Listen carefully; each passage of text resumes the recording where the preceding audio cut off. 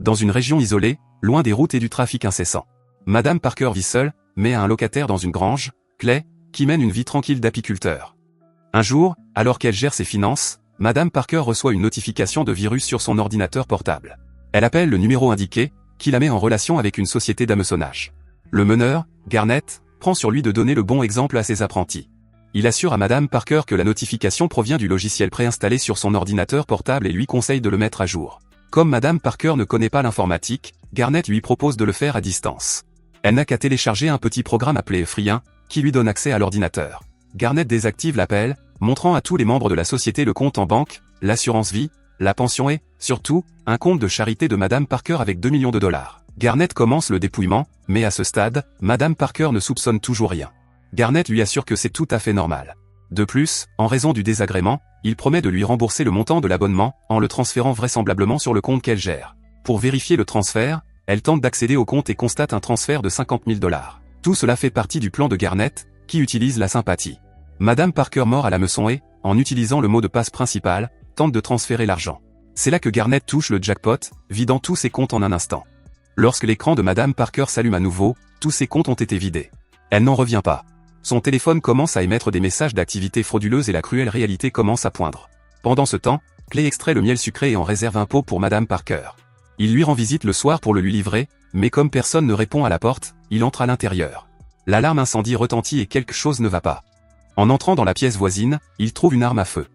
Soudain, il tombe dans une embuscade et Verona, la fille de Madame Parker, lui demande de s'agenouiller. Clay lui exprime sa sympathie, Madame Parker a déménagé. À ce stade, Clay est le principal suspect, Verona refuse d'accepter que sa mère se soit suicidée. Il répond calmement aux questions de l'agent, il lui apportait juste un pot de miel. Son passé d'apiculteur est confirmé. Lorsque Véron vérifie les comptes de sa mère, il pense que c'est peut-être la raison de son départ anticipé. Avec le résultat négatif du GSR et les empreintes digitales de Madame Parker sur le pistolet, il n'y a qu'une seule explication. Véron s'excuse d'avoir été un peu dur, mais c'est compréhensible. Pour mieux connaître la personne avec laquelle sa mère a vécu, elle l'invitait à prendre un café. Verona révèle que Clay rappelle à sa mère le frère décédé de Verona, un ancien Marine Raider. Madame Parker l'a toujours félicité davantage pour avoir tondu des pelouses que pour avoir été diplômé de l'académie du FBI. Véron révèle que quelqu'un a vidé tous les comptes de sa mère. Clay prend congé, il doit s'occuper de la ruche. Toujours en quête de justice pour Madame Parker, Clay contacte The Beekeeper, un groupe secret dont il s'est retiré, et demande une faveur pour retrouver le gang de Garnett. Peu de temps après, Clay reçoit l'adresse des malfaiteurs, un centre d'appel dirigé par Garnett. Arrivé avec 2 bonbonnes de gaz, la sécurité lui dit de retourner d'où il vient, mais il est là pour tout brûler. Les démontant d'un coup de poing, il pénètre à l'intérieur et attire l'attention de tous en leur demandant de répéter après lui, « Je ne volerai plus jamais les faibles et les vulnérables ». Mais il n'est accueilli que par des rires. Il y a d'autres façons de se faire comprendre. Cette fois, personne ne rit. Après avoir répété le serment, ils s'assurent qu'ils tiennent leur promesse en versant de l'essence partout. Garnett tente de l'en empêcher, mais c'est la façon qu'a Clay d'éliminer les frelons pour protéger la ruche. Clay est déjà à l'extérieur et l'endroit explose. Chez Danforth Enterprises à Boston, le gâté Derek Danforth reçoit un appel téléphonique de Garnett l'informant de l'accident du client mécontent. Il explique que Clay a traversé la sécurité comme un couteau chaud dans du beurre et qu'il a rasé l'endroit. Un bâtiment de 30 millions de dollars n'est plus qu'un tas de décombres. Le pire, c'est qu'ils n'ont aucune idée de l'identité du coupable. Derek doit jouer le rôle de chien de garde. Il va voir son conseiller, qui dirigeait la CIA à l'époque, et lui demande s'il peut trouver Clay et s'en occuper. Mais il ne veut pas en entendre parler. Pas de problème, Derek dit à Garnett de se connecter au nuage et de rechercher toute personne liée à la dernière entreprise qu'ils ont enfermée. D'une voix incertaine, Garnett promet de le faire. Peu après l'arrivée de Verona sur les lieux, personne ne peut identifier le coupable, mais elle célèbre intérieurement une petite victoire contre ces salauds. De retour à son siège, Clay s'adonne à l'apiculture.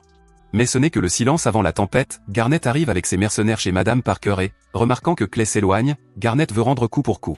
Il tire sur les ruches de Clay. Entendant les coups de feu, Clay active plusieurs machines pour masquer le son, tandis qu'ils arrivent tapis dans l'ombre, les obligeant à tirer et à avancer. Clay démantèle tranquillement les hommes de Garnett un par un. Garnett se retrouve seul, paniqué par la mort de ses hommes, et les jeux sont faits. Clay coupe les doigts du garçon, le laissant en vie pour envoyer un message. Au cours d'une enquête, Verona reçoit un rapport sur un incendie dans la maison de sa mère, et découvre que les corps identifiés sont affiliés à la même société. C'est à ce moment-là que les agents commencent à comprendre que Clay est responsable. Garnett appelle Derek alors qu'il se trouve sur le pont, interrompant sa séance de manucure ou autre, s'attendant à de bonnes nouvelles, mais il s'agit d'une spirale descendante. Au moment où Garnett explique que Clay est une sorte de ninja apiculteur. Soudain, Clay sort Garnett de la voiture, l'attache et le fait tomber du pont. Prenant le téléphone, il fait savoir à Derek qu'il est le prochain. Le garçon a des frissons dans le dos. Il va ensuite voir son grand chien et lui explique qu'un apiculteur fou est à ses trousses. Il a mis le feu à l'un de ses 20 centres d'appel. Soudain, Wallace comprend. Il sait que Derek a fait une erreur, ignorant les aspects illégaux de son activité. Derek ne comprend pas pourquoi Wallace a si peur de cet apiculteur. En tant qu'ancien directeur de la CIA, Wallace lui assure qu'il ne peut rien faire pour l'aider. Le FBI commence enfin à reconstituer le puzzle et est certain qu'il y a un meneur pour tous ces centres d'appel frauduleux. Le plus grand mystère, c'est Clay, il est invisible, la seule chose qu'ils ont sur lui, c'est son acte de naissance. La seule explication est qu'il fait partie d'un programme confidentiel. Jessica appelle Wallace, le supplie de s'occuper de son fils, lui promet plus d'action dans la société, c'est tout ce qu'il veut entendre. Il fait sonner la ligne « Ne m'appelez jamais » sur cette ligne de la CIA et elle se rend compte, après avoir mentionné son stupide employeur qui a attiré l'attention de l'apiculteur, que c'est sérieux. Elle a besoin de l'aide de Janet. Le chef du programme spécial d'apiculteurs appelle Wallace, l'informant que Clay est un agent à la retraite et que l'actuel apiculteur en activité va prendre le relais. Regardant solennellement son miel, la voiture de Clay est percutée par l'arrière, la psychopathe sort son arme et commence à tirer, mais Clay est déjà à l'extérieur. La police ne l'intimide pas et lorsque Clay sort son arme, elle trouve cela drôle. Les deux s'affrontent, mais elle a du mal à tenir tête à Clay, qui n'est pas armé. Clay sort son pot de miel et le lui lance, l'enflammant. Clay lui coupe le doigt avant de partir. Par la suite, les apiculteurs déclarent leur neutralité, laissant Wallace seul. Le FBI prend peu à peu conscience des agissements de Clay, retrouve le corps de Garnett et arrive sur les lieux de la station-service. La fille est également un fantôme, tout comme l'ami qu'ils poursuivent. De plus, elle possède un livre sur l'apiculture. Les agents supposent que Clay est en route pour Boston. Wallace a réuni les anciens militaires et leur explique qu'une organisation secrète, dont même le directeur de la CIA n'a pas eu connaissance, opère dans l'ombre depuis des décennies. Les apiculteurs reçoivent toutes les ressources et sont autorisés à agir selon leur propre jugement. Mais un apiculteur à la retraite est devenu un voyou et n'agit pas dans l'intérêt de la ruche. Il traite les anciens membres des forces spéciales d'enfants comparés aux apiculteurs, mais peut-être qu'avec un nombre suffisant d'entre eux, ils ont une chance de s'en sortir. En utilisant le doigt de la femme psychopathe pour entrer dans son installation, Clay accède à l'ensemble de son arsenal et de ses informations. Retrouvant la base d'opération de Derek et s'approvisionnant en matériel, Clay s'apprête à tenir la promesse qu'il a faite à Derek. Verona informe le directeur adjoint du FBI que 3 scènes de crime sont liées à Clay, qui est lié à un programme classifié appelé Beekeeper.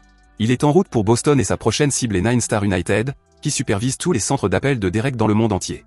Le directeur en a assez entendu et a donné aux agents les moyens de s'occuper de Clay. L'équipe d'intervention du FBI fait une descente dans le bâtiment, mais la sécurité privée veille à ce qu'il soit sécurisé. Il se contente d'un périmètre extérieur. L'équipe scrute toutes les autres entrées du bâtiment, mais il n'y en a aucune. Clay le confirme lui-même, sinon il l'aurait utilisé. Il ne veut blesser personne inutilement, mais le SWAT ne lui laisse pas le choix. Il parvient à écraser 15 hommes armés, avec l'un d'entre eux comme otage, à entrer par l'avant. Pendant ce temps, le commandant des mercenaires, Petty, tente d'évacuer tous ceux qui ne sont pas armés, mais le meneur, la poule aux œufs d'or, refuse. Il appelle Derek avec arrogance, qui à son tour réprimande Petty pour n'avoir pas fait son travail correctement. Personne n'évacue. Alors qu'ils acclament les tireurs qui s'en vont, Clay est parmi eux. En jetant un homme à terre, il fait taire les stalles et la poule aux œufs d'or continue de ne pas comprendre. Mais lorsque les hommes de Petty commencent à tirer, il est prêt à embrasser le sol. Clay parvient à courir vers le couloir et à grimper au plafond. Un homme étant tombé comme appât, il s'occupe de 2 autres. Pour masquer le bruit, il déclenche l'alarme incendie et se jette sur l'arme de Petty, en neutralisant 2 avant de le désarmer. Après avoir sorti une hache, Clay s'empare d'un extincteur, aveugle Petty et l'assomme.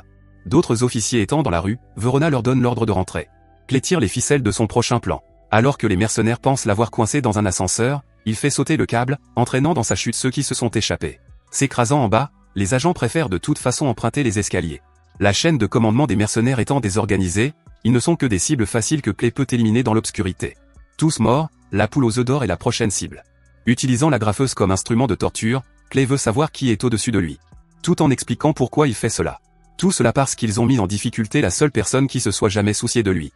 La poule aux œufs d'or finit par craquer, lui montrant le sommet de cette farce. Véron arrive enfin et, s'adressant directement à Clay, l'assure qu'il existe des lois pour ce genre de choses, mais Clay répond qu'il y a des choses que les lois ne peuvent pas résoudre, mais qu'il peut le faire. Il s'enfuit alors que les autres agents arrivent. Pour l'instant, il se contente de la poule aux œufs d'or et de son gang. En regardant l'ordinateur portable, même Verona sait qui est la cible de Clay. Dans un restaurant chic, Derek est malade d'inquiétude et Wallace reçoit la terrible nouvelle. Ses mercenaires sont tous morts. Il est peut-être temps d'appeler la mère de Derek. Clay ne peut pas agir s'ils sont à proximité de Jessica et de ses hommes. L'idée plaît à Derek. Derek lui téléphone, sans révéler la situation de Clay, et lui demande s'il peut lui rendre visite, ce qu'elle accepte. Il s'avère que Jessica est la présidente des États-Unis d'Amérique. Clay ne peut pas exterminer la reine des abeilles, n'est-ce pas?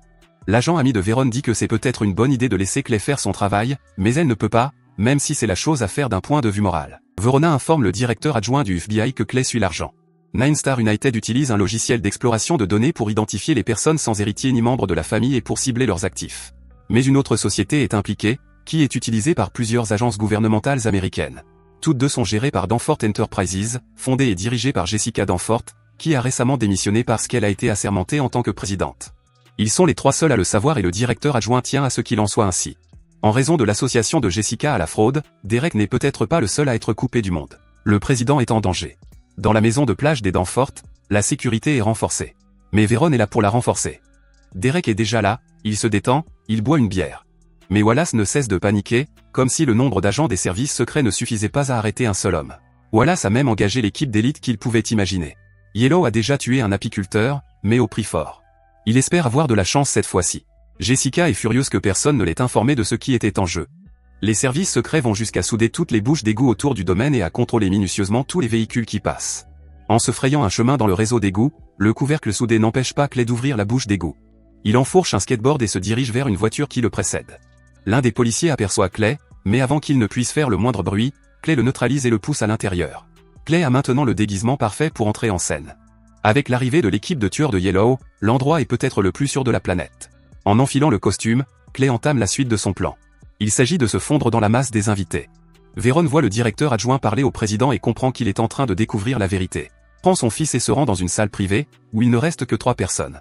Le directeur adjoint fait part à la famille de ses inquiétudes concernant l'argent illégal et Jessica pose la question à Derek, en tant que chef d'entreprise. Cela le met mal à l'aise. À la recherche de ses cibles, Clay est repéré par Verona et lui fait signe, mais elle informe tous les services secrets que Clay est dans la maison. La brigade criminelle entre également en action. Le trouvant à l'extérieur, toutes armes dehors, Clay est sur le point de se rendre. Wallace donne son feu vert à l'exécution, mais Clay n'est pas du même avis. Faire exploser des voitures est une distraction suffisante pour abattre quelques hommes et entrer dans la maison. Yellow n'est pas encore sorti d'affaire. Clay veut le moins de morts possible et la prise en otage d'un agent lui garantit un passage sûr. Dans la cour, il démantèle un à un les membres de l'équipe de tueurs, atteignant définitivement la cible principale, qui commence alors à se quereller avec sa famille. Jessica décide de dire à Clay et au monde entier la vérité sur l'utilisation du logiciel d'extraction de données par Derek, même si cela signifie tout perdre. Clay est à quelques secondes de la pièce où se trouvent Derek et ses compagnons, mais Yellow est un dur à cuire. Les deux s'affrontent au corps à corps, se jetant l'un sur l'autre. Yellow meurt. À ce stade, Vérone est peut-être la seule personne pour laquelle Clay a un faible. Alors qu'il arrête l'hémorragie, Wallace dit à Clay qu'il a prouvé qu'il avait raison, qu'il peut encore retourner vivre une vie tranquille. Pour Clay, c'est une affaire personnelle et il est ici pour réparer les torts qu'il a subis. Il place une clé mort sur la porte et fait asseoir Wallace. Alors que Clay est sur le point de faire son entrée, Derek tire sur le directeur et prend sa mère en otage au moment où Clay fait sauter la porte et entre. Vérone fait également son entrée et il y a un affrontement. Clay demande à Verona de décider s'il veut travailler pour la loi ou pour la justice. Derek tape et s'enfuit. Le président est indemne. Vérone a encore une chance, mais elle choisit la justice. Clay lui fait un dernier signe de tête avant de s'enfuir. Merci d'avoir regardé. Si vous avez aimé la vidéo et que vous souhaitez aider la chaîne à grandir, laissez un like, un commentaire et abonnez-vous.